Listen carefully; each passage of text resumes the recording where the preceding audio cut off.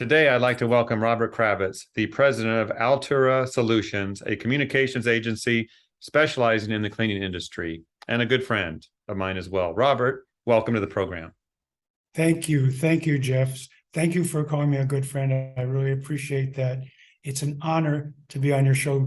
You're doing such a great service for the professional cleaning industry. It's an honor. Thank you so much. Appreciate that, Robert. And hopefully today we'll create some content that will be beneficial to those watching. One thing, Robert, I notice about your work is you're really good at connecting people and companies in the industry. I don't know if you ever saw yourself that way as a connector. Maybe you do, but you provide really cool thought leadership content. You serve your clients well. And I have to wonder, you probably didn't start out in PR. What's your background? Very quickly, my history, when I was 17 years old, I was going to the University of New Mexico and I had to support myself. So they gave me a job cleaning the oldest building on campus. And that was the beginning of my cleaning career. But I had 3 companies in Northern California. The first one was the largest. I had that about 18 years. And when I sold it, it had about 80 customers. It sounds bigger than it is. A lot of them were 1 and 2 clients that are cleaning 1 and twice a week. But we did have some small office buildings, and it was a good-sized medium company. The second one I had for 1 year, almost to the day. And what happened with that company, I got a number of branches of Bank of America. There was a big bank north of San Francisco, that's where I was based, called West America Bank. And I got all their branches and their headquarters office. And when that happened, another company came to me and they wanted those banks. So they offered to buy me out everything. And I sold it to them. And Jeff, all I did for about 6 months after that was watch Perry Mason reruns.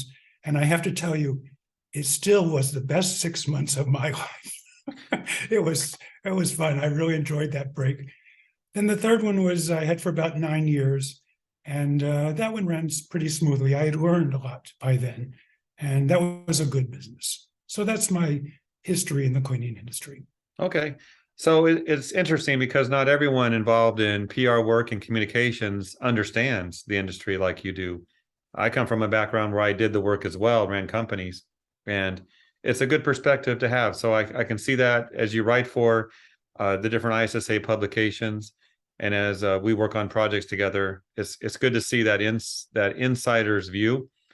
And Robert, if I ever need to ask you a trivia question about Perry Mason, you're my man. I'm the man. I'm here. All right. Anything you want to ask. Well, anyway. I love Perry Mason too. I think most people do. But let's talk about this, Robert. You've seen ups and downs in your career with your businesses. You know, I did as well. I think anyone who's been in business a period of time has seen that happen. And there's people that talk about an economic downturn coming up. Maybe it's happening.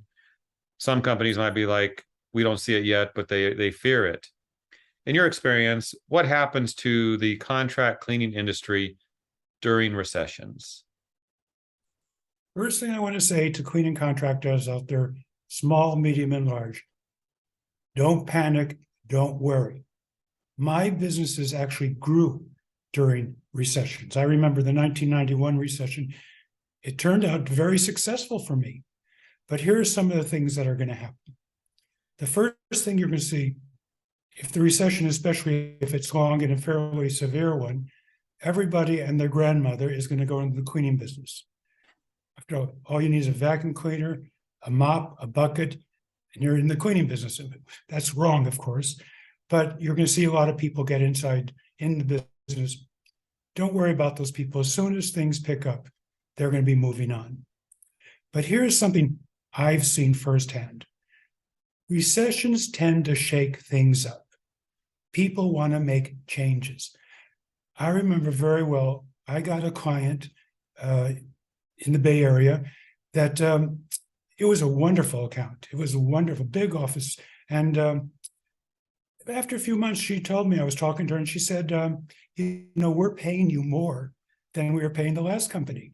But she said, I just wanted to make a change. So the recession triggers people to make changes. But most people, if they're making change, it's because of price. Now, I had a policy, I just want to say, in the cleaning business, I never asked my prospects, we're dealing with prospects now, how much do you pay for cleaning? What's your budget for cleaning? They don't like that, Jeff. It's awkward. I advise people not to do that. However, in a recession, especially if they call you, yeah, I would go, may I ask you, times are a little tough right now. Are you trying to cut back on your expenses? Invariably, the building manager or the office manager will tell you, yes, my boss says we got to go through everything. Where can we cut? And it used to be at the top of the list, janitorial, but now they know cleaning and health are very connected. So it's not necessarily at the top of the health. But anyway, you can ask it them now. Okay. If they said, yes, we're trying to cut expenses, now you got to think like the customer. You got to start thinking, how can I help this prospect save some money? Perfect example. In 1991, we got a bunch of office locations of DHL. DHL is like FedEx. We just don't hear about them so much. And they have all these 10, 15 offices around the Bay Area, and they were all being cleaned 5 nights a week. So I went to look at them. I saw about 6 of them. And I told my contact there, who had called me to make the proposal, I don't think these locations need to be cleaned 5 nights a week. So I sent him a proposal for cleaning 3 nights a week, some 2 nights a week, some even 1 night a week. It cut their cleaning costs so much, I have to say, he didn't even want to give the other company 30 days notice. I don't know if he told them, come to me and give me a better price, say what you can do to lower your prices. But those prices, I lowered their prices. And that account lasted for years, no problem. They did not have to be cleaned 5 nights a week. Then what I'm suggesting to your viewers is you've got to start thinking outside the box. In the 80s, I came up with something called concentrated cleaning. Now that's more common today, but I would write right into the proposal, we're going to establish a concentrated cleaning program for you. So what's concentrated cleaning? Perfect example. We had this 5-story building in San Francisco. It was a Daily Associates, an advertising company, had the whole building. So Monday we would come in, we would detail clean the first floor. Tuesday, the second floor. Wednesday, the third floor. When I first proposed this to them, I wasn't really even sure if it would reduce our time, but it did. I submitted a bid that was about 25% lower than what they were paying, but you know what? It worked out. We were in that building about 25 to 30% less than if we had cleaned the whole building, top to bottom, full service. Now, the third thing I'd like to suggest, if you went to this year's ISSA show, every other booth was a robot doing this or that. The cleaning industry has got to robotize. If you're a cleaning contractor, you've got to start thinking robots. And it saves time. As soon as the machine's paid for, it's all dividends. Again, an example. I live in a 28-story office apartment building. It's a long building. It's almost a block long. I hear the maintenance guy start vacuuming the hallway twice a week, and it takes him a good 20 minutes to vacuum that whole hallway. Jeff, a robot could do that whole hallway. There's no obstacles in 10 minutes. And then they just move it to the next floor. This means the maintenance guy could do other work in the building, or, the building is a business. May decide they don't need as many cleaning people, which will cut costs. Anyway, the point I'm trying to make is you've got to think outside the box to save your customers some money during a recession. So those are 3 suggestions for you. Those are excellent. Oh, good stuff. Good thoughts. And those watching, if they were to just take a few ideas and implement them, they'll see good results. So appreciate you sharing that. Thank you. Thank you. So good conversation about a possible recession, but you know what, even in normal times, those could be good ideas. Doesn't have to be. Yes. Especially the robots. The time has come. The time has come. That's all there is to it. Yeah. I was impressed as well with the amount, the variety and the technology of the Yeah, robotic equipment. So it's advanced so um, much. yeah, we're going to see, I think, more robotic equipment doing things we haven't thought of yet. Who knows? Well, if I could see the future, that'd be, I don't know, might be scary. There are, Um, go so ahead. let's pivot. Instead of talking about the practical points of running a business and the robots and the concentrated cleaning, all that, let's talk about getting some business, marketing. So, do you have some suggestions for cleaning contractors, things they can do to improve their marketing to get the attention of the marketplace and land more contracts? Yes, I do. It doesn't matter how you're marketing. LinkedIn, social media, telemarketing, cold calls where you actually walk the streets. That's what I did in the 70s, 80s, and 90s. That's how I built 3 businesses. You've got to get disciplined. Now, marketing is a discipline. I'll tell you what I did, and you can apply this to any way you're marketing. I used to put 10 cards in my pocket, and I wouldn't go back to my office until I had called on 10 locations. Even if you just call on the receptionist, you leave your card with her, that's a call. Now, if you're having a good day, it's a beautiful day, you get a couple of people that say, yes, we're looking, or we will be looking in January, you can give us a bid, add 5 more cards. But you've got to make marketing a discipline. You've got to go out there and make it happen. And what I would do, choose Tuesday, Wednesday, Thursday, and I would start marketing at 9:30 in the morning, usually be done about 11 o'clock. Monday is not the best day, and Friday is definitely not a good day. So those 3 days of the week. You have to know something, no matter how you're marketing, the first call is going to be the most difficult. I would drive 40 minutes to some industrial park that I wanted to make calls on. And Jeff, sometimes I couldn't get the door open. I was full of fear. I don't know what would come over me. So you may think I'm crazy, or some of your viewers maybe think I'm crazy, but I would sit in that car and I would start talking to myself. You're the best salesperson in the cleaning industry. This is going to be a great day. You're going to get a new client today. Go out there, make it happen. And you know what?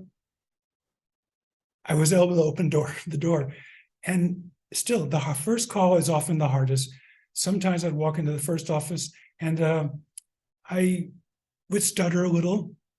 And so that was a little rough. Then the second office, it would be a little better. The third office, a little even better. By the fourth office, Jeff, now you're out there meeting people, it becomes fun. You enjoy making the calls. And when marketing becomes fun, that's when you get to be successful. So discipline, realize the first one's going to be the hardest one. Okay, and here's one more thing. I had a policy, and I recommend this to all the cleaning contractors. Don't take any phone calls before you go marketing. You've got to be positive. You've got to be clear. You've got to be excited about your business. Let's face it. If you get a call at 7:30 in the morning in the cleaning business, it means somebody didn't show up for work. Somebody couldn't get in their building. Somebody lost their keys. A customer's not happy. They didn't do this or they didn't do that. All of those things can wait till a little later in the day. If you can, what I suggest, if you're big enough, hire a couple of people in the office. That's what I did with the first company. But if not, get somebody that works out of their home. It's very common today. I had one lady, she was terrific. She would take the calls. She knew all the supervisors. She knew all the people. She handled everything. The point I'm trying to make is you want to stay clear and positive when you go out there walking on the streets. So I think that's what I have to offer on those tips. Good tips. You mentioned something that I enjoy, LinkedIn, and posting content that's relevant, that is helpful. So let's talk about social media for a second. What are your thoughts on using social media for marketing?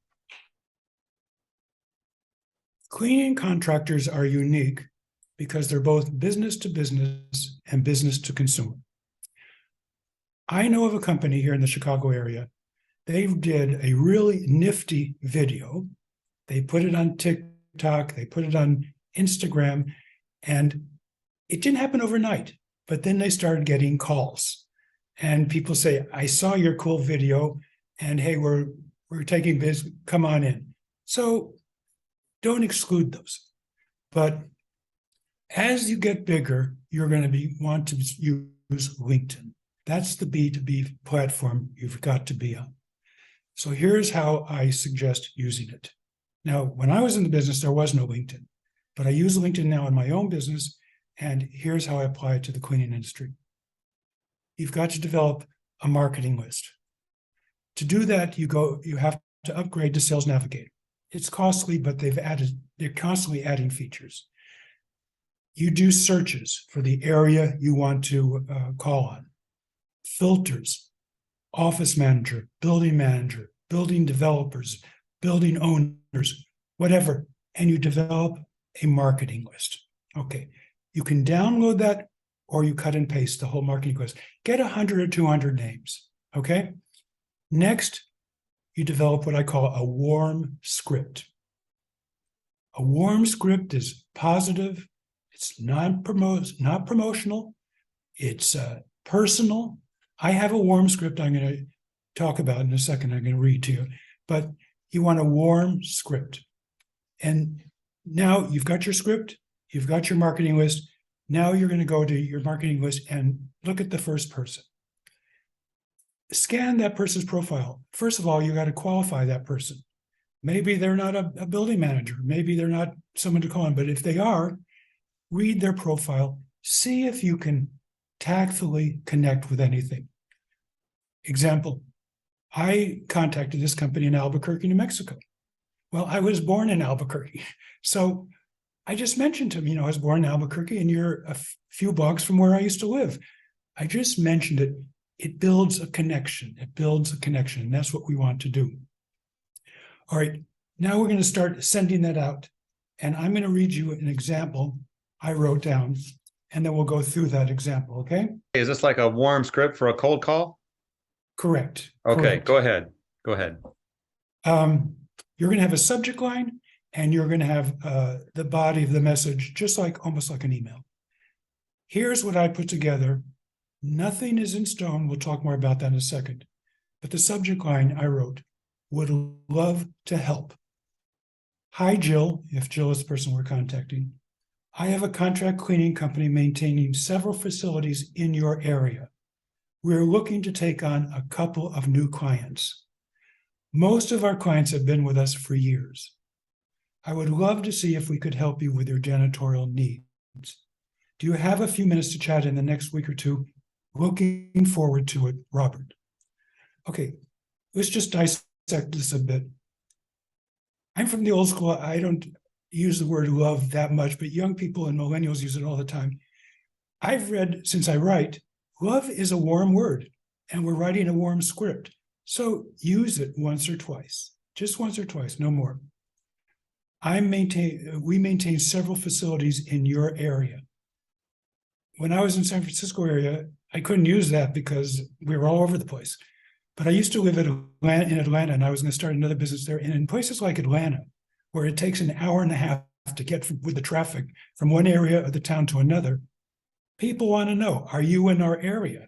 It's important to them. So if you are calling in a certain area and you have most of your clients in that area, mention that. We are looking to take on a couple of new clients. I would add that because it says you're subjective. I don't want that dumpster cleaning company on the corner. I want your office. It's a beautiful office. We want to make it even more beautiful and healthier. So mention that. You're subjective. We've had customers for years. I don't know what the stats are right now. Everything's changed so much, but it used to be people were thinking of changing cleaning companies every 2 or 3 years. And if you write that we've had clients for years, it says, well, the prospect think, well, they must be doing a good job. They must have a fair price. I'll talk to them. Why not? Then make sure you say, do you have a few minutes to chat? No one wants to get on the phone with somebody for 30 or 40 minutes. And if they say, yeah, in their LinkedIn message, yeah, how about if we talk on Tuesday at 10 a.m.? Send them a calendar notice and make sure you set it for 10 minutes. It's just safe, makes it safer. You want them to feel safe and comfortable. And then I always end it with looking forward to it. The truth of the matter is that's your call to action. I'm looking forward to making this call. I'm looking forward to meeting you. I'm looking forward if we can help you with your janitorial needs. So what I just would like to add, send out about 20 of these and wait a little while and then make some changes and then send out another 20. The subject line is very important. Experiment changing the subject line. The content will probably suffice, but try different subject lines. In social media, you're always A/B testing. You're always going to be A/B testing. So nothing is in stone here. I would just like to make 3 more points. This is not a one-time deal. When I would cold call, I would call on the same locations 3 and 4 months later. Usually it'd be the same receptionist. It was the same office manager. I'd say, Jill, how are you doing? I was in your area and I just wanted to say hi, and here's my card again. How's everything going? How's business? What a beautiful day. You just want to keep in contact with those people. Every 3 or 4 months, you call on them again. Something I suggest is share updates. I see behind you ISSA Today. Say there's an article in ISSA Today that shows that when workers realize all the steps companies are taking and buildings are taking to make their facilities clean and healthy, the result is more of them are willing to come back to work. So you see that in ISSA Today. You say, quip it out, or PDF. Say, Jill, this is an ISSA, the Bible for the cleaning industry. And it talks about people going back to work when they know their facilities are clean and healthy. I thought you might be interested in. Share it with her. Jeff, she'll remember you. She'll remember you. And that's the goal here. And then you have to have 3 goals with marketing. These aren't financial goals. And this applies to a small company, a medium-sized, a large company that has salespeople. You've got to keep finding ways to stay connected. Most important, you've got to be disciplined. You've got to be disciplined about it. Marketing is a discipline, and you just have to keep finding ways to stay in touch, stay in touch, stay in touch. All I can say is I built 3 companies from zilch, no clients, and all 3 did well. But I used to say about the cleaning industry, rain or shine, good times or bad times, it always took care of me. It's a darn good business, and everyone can do well if they stick to some of these points I made. I'm going to task you with think up a couple more and we'll do another episode. So if you're willing to accept it, we'll do it. I may even share a secret that's just between me, you, and the lamppost. And that is, nobody's listening. Jeff, when you go out marketing, you got to have a gimmick. Anyway, I'll leave you waiting for that one. That could be our next topic.